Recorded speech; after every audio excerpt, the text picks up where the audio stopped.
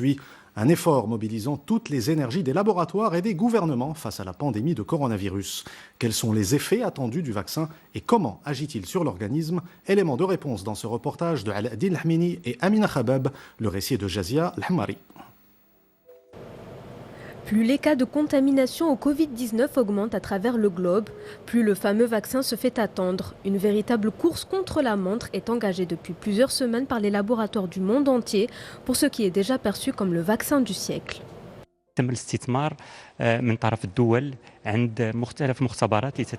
Plusieurs pays ont investi dans ces laboratoires avant même d'obtenir les résultats des essais cliniques. C'est ce qui leur a permis d'avancer rapidement dans l'élaboration de ce vaccin.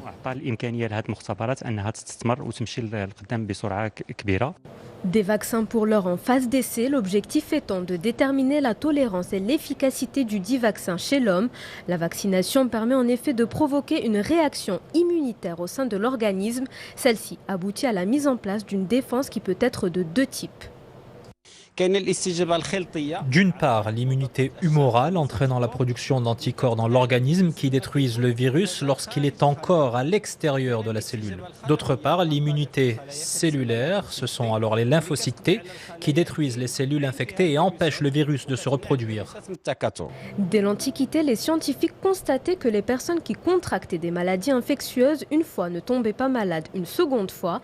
Les prémices de l'immunisation remontent ainsi au XVIIe siècle et concerne la variole. À l'heure actuelle, l'Organisation mondiale de la santé dénombre 164 projets de vaccins en phase préclinique. 48 candidats vaccins sont en essai clinique et parmi eux, 11 sont entrés en phase 3. Pour en parler, nous retrouvons via Skype le docteur Saad Agoumi, président fondateur d'honneur du Collège syndical national des médecins spécialistes privés. Docteur Agoumi, bonsoir. Merci de répondre à notre invitation. La campagne de vaccination contre le Covid-19 est imminente au Maroc, mais avant cela, il a fallu multiplier les tests. Pouvez-vous nous dire, docteur, en quelques mots, en quoi a consisté toute cette phase d'essai ? Bonsoir, merci pour l'invitation. Il faut tout d'abord dire que la possibilité d'accéder assez rapidement à la vaccination au Maroc est une aubaine obtenue grâce à un acte visionnaire de Sa Majesté le Roi que Dieu l'assiste. Effectivement, il y a eu des essais pour que le Maroc puisse profiter de cela assez rapidement. Les essais cliniques qui ont été faits sur 600 personnes permettait de voir s'il y avait des effets secondaires mineurs, moyens ou majeurs. Jusqu'au jour d'aujourd'hui, on n'a pas été noté d'effets inquiétants parce qu'il faut dire que le vaccin qui va être importé par le Maroc se base sur une technologie qui a fait ses preuves, qui est celle de la quasi-totalité des vaccins que nous donnons à nos enfants depuis des décennies au Maroc. Donc c'est juste une confirmation de la quasi-innocuité de ces vaccins qu'il ne faut quasiment pas craindre. Les essais, nous attendons leurs résultats officiels dans les jours, voire les heures qui arrivent, mais nous savons déjà qu'il y a eu juste quelques petits effets mineurs sous forme de petites fièvres ou des signes vraiment pas inquiétants du tout. Et donc, c'est quelque chose qui va nous permettre de rassurer le citoyen et pour laquelle il faut aller dès la mise en place, tous ensemble, et pour avoir une grande chance de voir s'arrêter cette pandémie dans des délais optimums. Et à propos de la campagne de vaccination, à proprement parler, comment devrait-elle se dérouler à l'échelle d'un pays comme le Maroc ?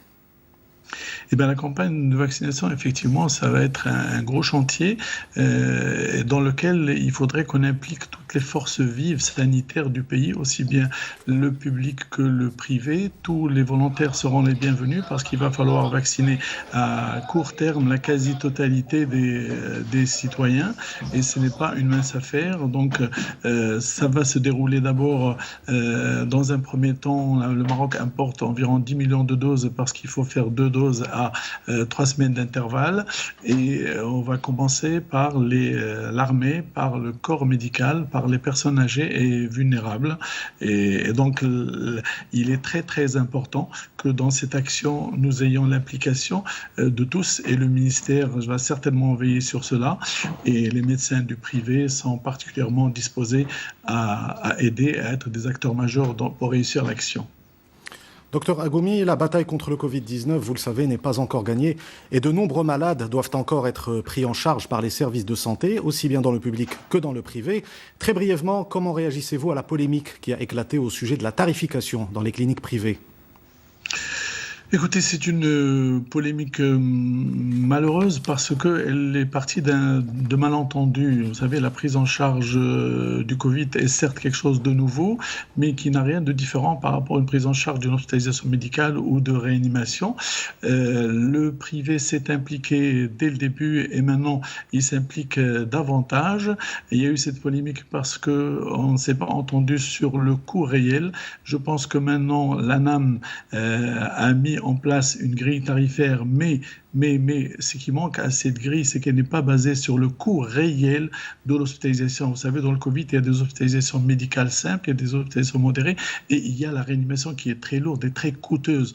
On ne peut pas venir décider d'un prix si on n'a pas décidé le coût de la prestation. Si on pouvait parler dans cette prestation, ne serait-ce que dans l'oxygène, quand on tarife une réanimation à 1500 dirhams, alors que l'oxygène coûte entre 1200 et 1400 dirhams jour, vous imaginez bien qu'on ne peut pas faire de la réa correcte si on ne monte pas ces prix. Donc les négociations continuent.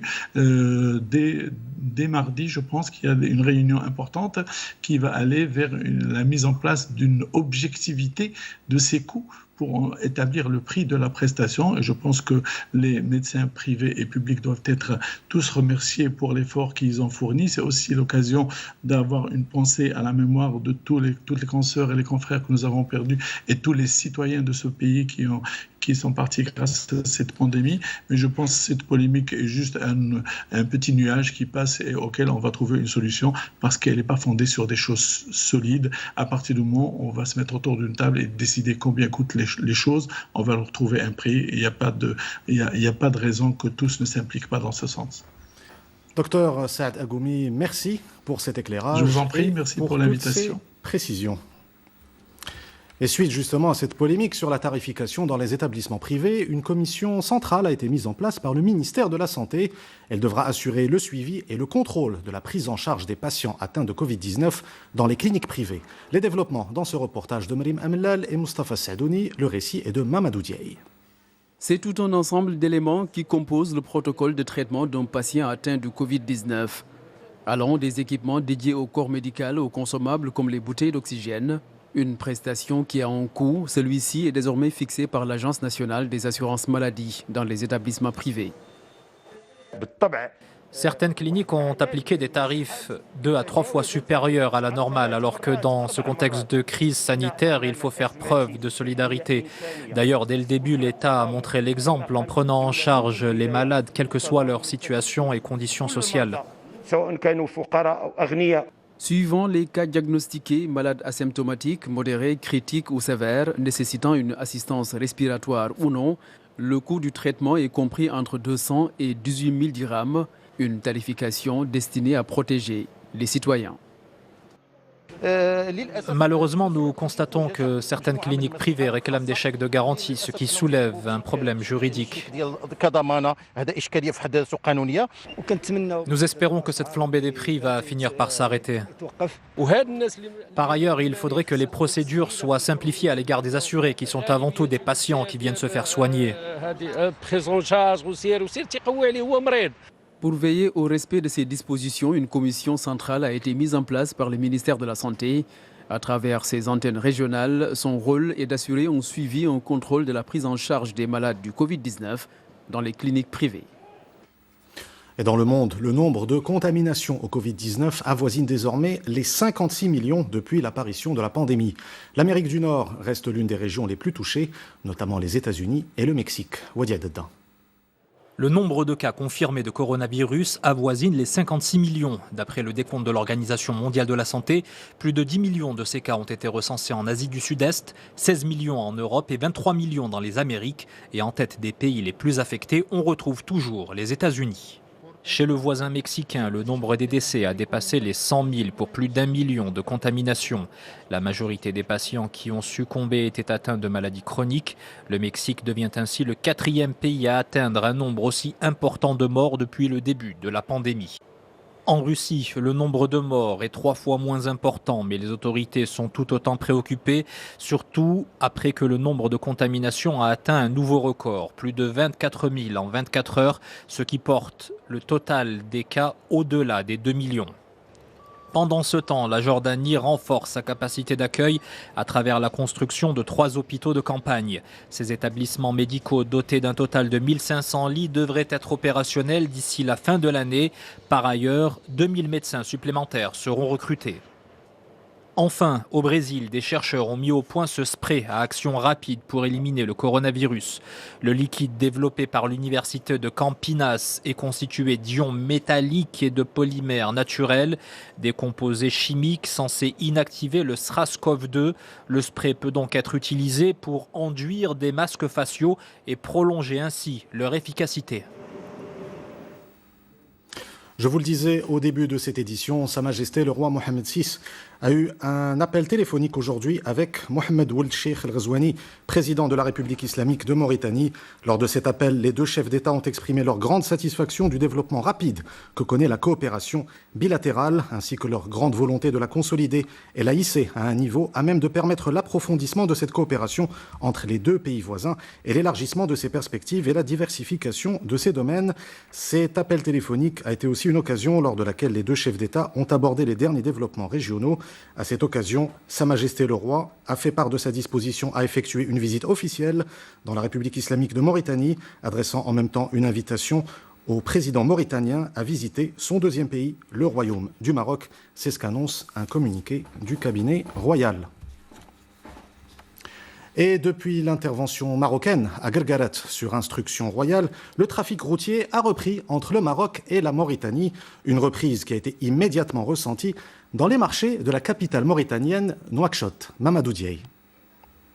Des étals remplis, ce célèbre marché de fruits et légumes de Nouakchott en Mauritanie revit. Les près de 3 semaines de blocage du point de passage de Guerguerat avaient fini de provoquer une pénurie de ces denrées alimentaires. Les prix sont redevenus abordables pour les consommateurs. Même les plus modestes ont pu acheter des fruits et des légumes. Aujourd'hui, le marché a retrouvé les ambiances des grands jours. Ces commerçants ont de quoi se réjouir, sachant que leur activité dépend essentiellement de l'approvisionnement de ces lieux. Jusqu'ici, tout va pour le mieux. La situation est revenue à la normale. Il faut reconnaître que pendant la période de blocage, c'était infernal. Certains ont perdu leurs marchandises, d'autres ne trouvaient rien à acheter. Mais c'était vraiment compliqué pour tout le monde. Le point de passage de Guerguerat, situé à une 60aine de kilomètres au nord de Nouadhibou, constitue le poumon des échanges commerciaux en produits agricoles vers la sous-région. Chaque jour, ce sont près de 300 camions qui assurent le transport des marchandises de part et d'autre la frontière. Et parallèlement à l'essor des liens commerciaux entre le Maroc et la Mauritanie, de nombreux projets de développement sont lancés dans la province d'Aousserd, près de la frontière mauritanienne. C'est le cas notamment à Birgendouz. Il s'agit de la mise à niveau d'équipements locaux